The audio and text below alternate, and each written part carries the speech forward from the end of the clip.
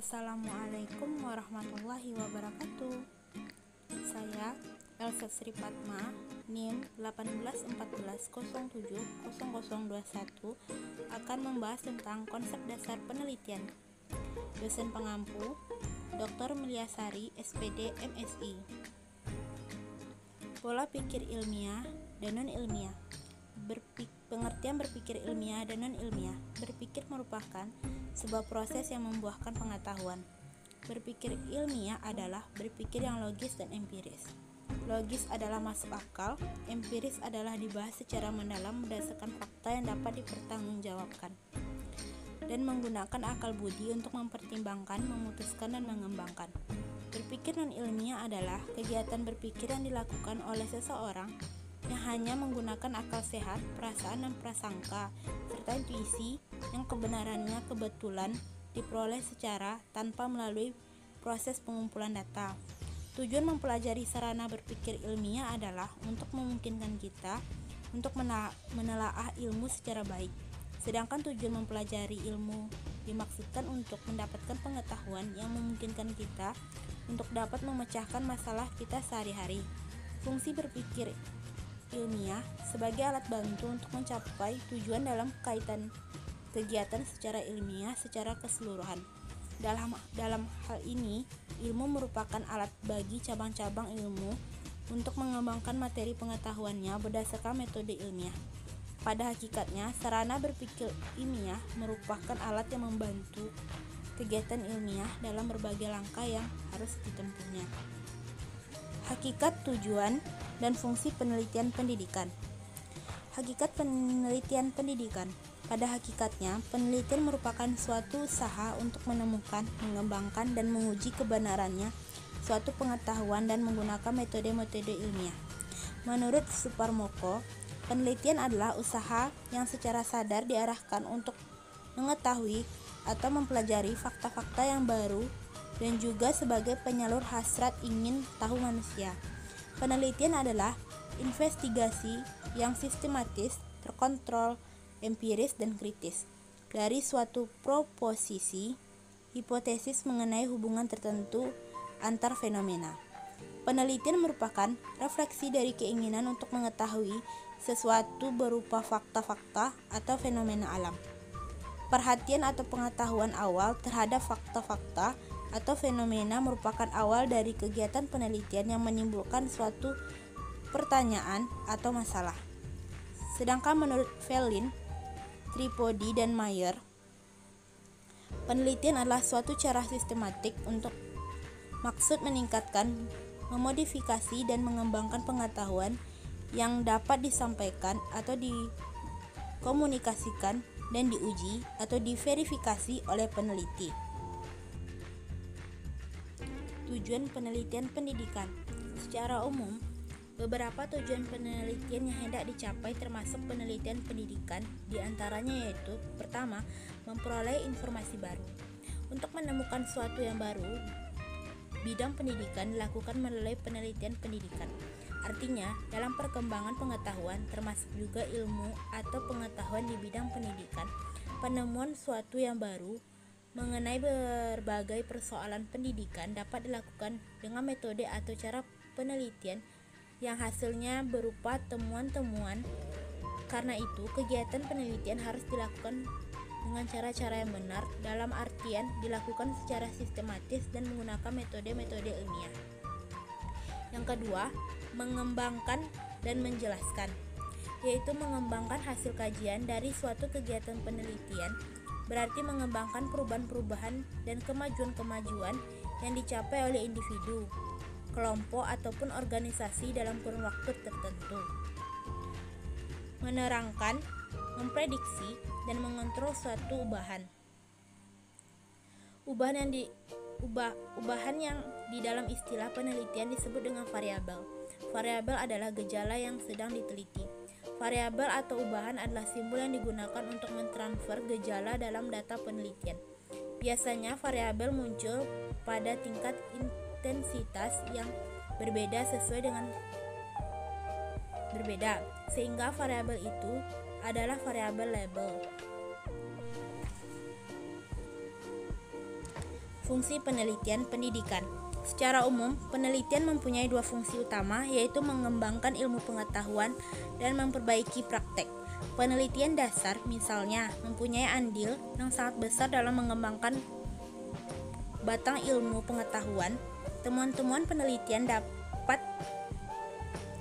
penelitian dasar dapat memperkaya teori. Selain mengembangkan ilmu pengetahuan, peran penelitian lain yang berfungsi memperbaiki praktek atau pendidikan adalah penelitian terapan dan evaluatif, yang ditunjukkan untuk meneliti praktik pendidikan, meneliti penerapan teori atau mengevaluasi pelaksanaan program dan kegiatan. Karena itu, hasil penelitian terapan dan evaluasi tersebut dapat digunakan untuk memperbaiki praktek pendidikan. Jenis-jenis penelitian di bidang pendidikan. Yang pertama yaitu penelitian deskriptif. Penelitian deskriptif adalah sebuah penelitian yang memaparkan sebuah situasi atau peristiwa. Penelitian ini bertujuan untuk menggambarkan gejala sosial, politik, ekonomi, sosial, budaya, dan keagamaan. Seorang peneliti mencoba menggambarkan bagaimana terjadi suatu peristiwa. Yang kedua, penelitian korelasional. Korelasi adalah penelitian yang berusaha menghubungkan atau mencari hubungan antara suatu variabel dengan variabel lainnya. Untuk mengetahui kekuatan antara dua variabel tersebut dengan tingkat hubungan dapat dilihat berdasarkan koefisien. Nilai korelasi ini disimbolkan dengan huruf, dengan nilai R antara -1 sampai dengan 1. Nilai -1 sama kuat sempurna dan berbanding terbalik, sedangkan nilai 1 sangat kuat sempurna berbanding lurus. Sedangkan nilai 0,5 berarti sedang atau cukup kuat. Penelitian eksperimen. Metode eksperimen merupakan metode penelitian yang menguji suatu cara teori terhadap suatu penyelesaian masalah. Yang dicari adalah bentuk hubungan sebab akibat melalui pemanipulasian variabel independen dan menguji perbuatan yang diakibatkan oleh manipulasi dari variabel tersebut. Hubungan sebab akibat bisa diketahui peneliti melakukan perlakuan atau treatment terhadap objek penelitian. Penelitian tindak kelas. Penelitian tindakan kelas disingkat dengan PTK atau Classroom Action Research adalah bentuk penelitian yang terjadi di dalam kelas berupa tindakan tertentu yang dilakukan untuk memperbaiki proses belajar mengajar guna meningkatkan hasil belajar yang lebih baik dari sebelumnya. Penelitian tindak kelas dapat dipakai sebagai implementasi berbagai program yang ada di sekolah dengan menguji berbagai indikator keberhasilan proses hasil pembelajaran yang terjadi pada siswa atau keberhasilan proses dan hasil implementasi berbagai program sekolah. Penelitian pengembangan atau R&D. Penelitian pengembangan dalam pendidikan adalah proses yang digunakan untuk mengembangkan dan memvalidasi produk pendidikan. Langkah-langkah dari proses ini biasanya disebut dengan siklus R&D yang terdiri dari mempelajari temuan penelitian yang berkaitan dengan produk yang akan dikembangkan, mengembangkan produk berdasarkan temuan ini, bidang pengujian dalam pengaturan di mana ia akan menggunakan akhirnya, dan merevisinya untuk memperbaiki kekurangan yang ditemukan dalam tahap pengujian. Komponen proposal penelitian. A. Judul penelitian. Yang pertama, hal yang perlu diperhatikan dalam penulisan judul adalah mencerminkan tema pokok dari penelitian yang akan dilakukan, singkat tetapi jelas, memuat sasaran, waktu, dan tempat penelitian, menarik dan mampu memberikan kesan pokok kepada pembaca akan keseluruhan isi penelitian itu sendiri. B. Pendahuluan, yang terdiri dari latar belakang. Bagian ini menjelaskan mengenai alasan mengapa masalah tersebut perlu diteliti.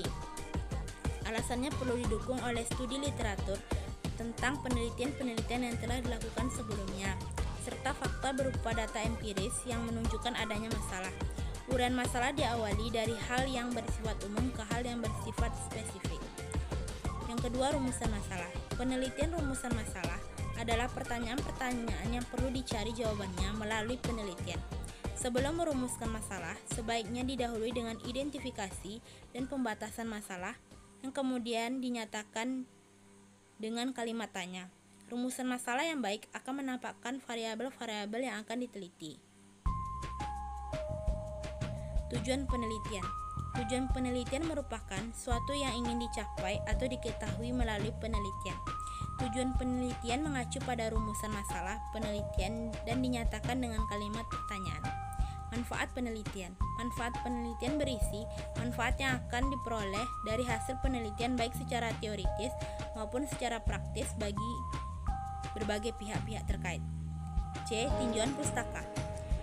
Yang terdiri dari deskripsi, teori, dan penelitian yang relevan, merupakan penelusuran kepustakaan yang relevan dengan masalah penelitian, baik berupa teori, pendapat, dan hasil-hasil penelitian sebelumnya. Keputusan yang disajikan berkaitan dengan variabel-variabel penelitian dan masalah yang dikaji. Yang kedua, kerangka teori dan kerangka konsep. Dari penelitian kajian pustaka diperoleh kerangka teori yang merupakan gambaran pola antara variabel atau kerangka konsep yang akan digunakan untuk menjawab masalah yang diteliti. Hipotesis penelitian. Hipotesis penelitian merupakan jawaban sementara terhadap masalah yang telah dirumuskan, di mana hipotesis tersebut masih membutuhkan pengujian. D. Metodologi penelitian merupakan prosedur pelaksanaan penelitian. Hal-hal yang dibahas pada metodologi penelitian sekurang-kurangnya mencakup rancangan penelitian yang menjelaskan jenis rancangan penelitian yang akan digunakan dan urutan kejadian yang akan terjadi dalam melakukan penelitian. Yang kedua, subjek penelitian, populasi dan sampel, meliputi identifikasi dan batasan populasi, teknik pengambilan sampel, serta besar sampel. Yang ketiga, variabel penelitian dan definisi operasional, menjelaskan tentang konsep variabel, definisi operasional setiap variabel, serta indikator dan skala pengukuran variabel penelitian. Yang keempat, teknik pengumpulan data. Data merupakan cara peneliti mengumpulkan data seperti menggunakan kuesioner, wawancara, atau pengamatan, tergantung dari kepentingan peneliti. Yang kelima, instrumen penelitian merupakan alat yang sifatnya lebih teknis dan operasional untuk memperoleh data penelitian. Teknik pengolahan data menjelaskan bagaimana data diolah mulai dari tahap editing, coding, entry data, cleaning data, dan tabulasi data. Yang ketujuh, teknik analisis data, menjelaskan bagaimana data yang akan dianalisis sesuai dengan tujuan penelitian. E. Jadwal penelitian. Bagian ini menjelaskan rencana kegiatan peneliti mulai dari tahap persiapan, pelaksanaan, atau pengumpulan, pengolahan, dan analisis data hingga menyerahkan akhir laporan hasil penelitian. Jadwal penelitian dapat dibuat dalam bentuk Gantt chart. Daftar pustaka. Bagian ini daftar referensi, buku, laporan, jurnal, artikel yang digunakan selama penulisan proposal penelitian, mencakup nama, tahun publikasi, judul referensi, serta alamat website dan tanggal akses referensi yang diperoleh secara online. Tahap atau prosedur penelitian pendidikan. Yang pertama yaitu penelitian pustaka. Tahap ini merupakan tahap awal yang harus dilalui agar peneliti dapat menentukan masalah, tahap yang layak untuk diteliti, dan dapat mengemukakan pertanyaan-pertanyaan peneliti atau hipotesis dengan tepat. Pada tahap ini, peneliti mencatat atau mengutip berbagai informasi, definisi, konsep, teori, serta pendapat peneliti lain yang relevan dengan masalah yang akan diteliti. Yang kedua, perumusan masalah. Di sini, peneliti menyatakan secara eksplisit pertanyaan-pertanyaan yang ingin dijawab atau hipotesis-hipotesis yang diajukan. Dalam merumuskan pertanyaan atau hipotesis ini, peneliti harus betul-betul cermat, sadar, dan mengetahui dengan baik makna kata-kata kunci dalam pertanyaan-pertanyaannya serta hipotesis yang dibuatnya. Bahkan, sebaiknya dia sudah dapat membayangkan hasil yang akan diperoleh jika penelitiannya berjalan dengan baik dan benar. Penulisan proposal. Setelah berbagai informasi yang diperlukan diperlukan untuk menulis proposal terkumpul dan pertanyaan-pertanyaan atau hipotesis juga telah dirumuskan dengan baik dan benar, rencana penelitian dalam format sebuah proposal atau usulan penelitian dapat dimulai, ditulis, dan kemudian diajukan kepada pihak lain. D. Pengumpulan data. Suatu penelitian sering kali memerlukan dana yang sangat besar sehingga tidak mungkin dikerjakan tanpa adanya dukungan dari pihak lain. Bahkan kebanyakan peneliti menyusun proposal penelitian untuk memperoleh dana ini, karena tanpa proposal pihak yang diminta dana tidak akan bersedia memberi. Seringkali sebuah rencana penelitian akhirnya dibatalkan karena ketiadaan dana. Oleh karena itu, tahap ini merupakan tahap yang sangat menentukan bagi sebuah penelitian. Salah satu kegiatan pengumpulan dana adalah mengirimkan proposal penelitian ke berbagai institusi yang akan bersedia menanggung sebagian atau keseluruhan biaya kegiatan penelitian. E. Pengumpulan data. Tahap ini adalah kegiatan pengumpulan data di lapangan, di laboratorium atau di perpustakaan. Untuk data primer, pengumpulannya biasanya dilakukan di lapangan atau di laboratorium. Sedangkan untuk sekunder, pengumpulannya bisa dilakukan di perpustakaan atau kantor-kantor pemerintah. Di sini peneliti mencatat, merekam, memotret berbagai peristiwa yang dianggap relevan yang kemudian dianalisis.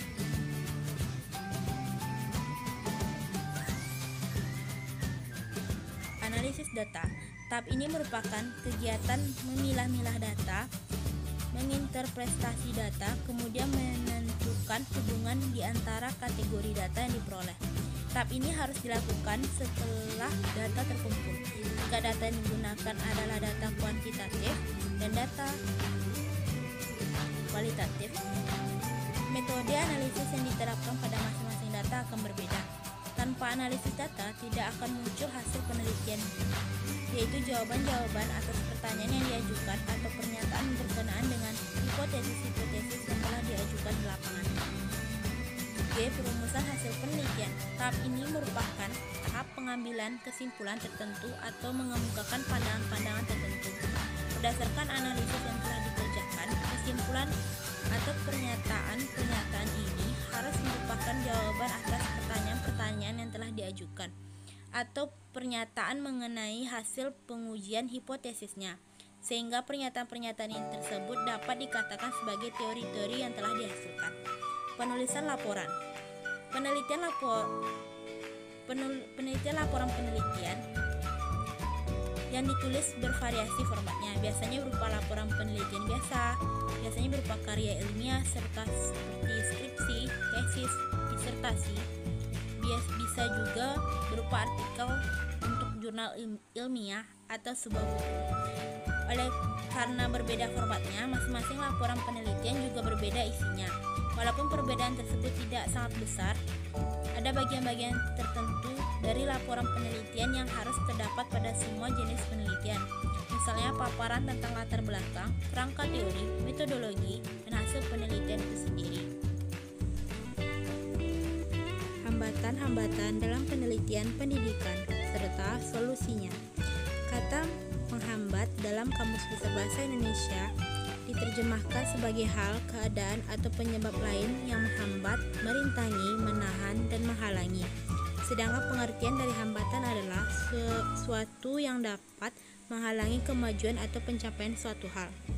Khususnya untuk para peneliti di Indonesia, misalnya hambatan yang dimaksud seperti kekurangan biaya penelitian, kekurangan sarana penunjang penelitian, keterbatasan SDM yang ahli, tidak adanya dukungan pemerintah, keterbatasan waktu, peneliti di Indonesia kurang dihargai, berbeda seperti para peneliti yang ada di negara lain, dan masih banyak hambatan lainnya. Solusinya, mencari bahan di sekitar sehingga tidak memerlukan biaya, mengeluarkan anggaran seminimal mungkin, memaksimalkan penelitian hingga hasil penelitian bisa diperjualbelikan hingga anggaran bisa tergantikan. Terima kasih. Assalamualaikum warahmatullahi wabarakatuh.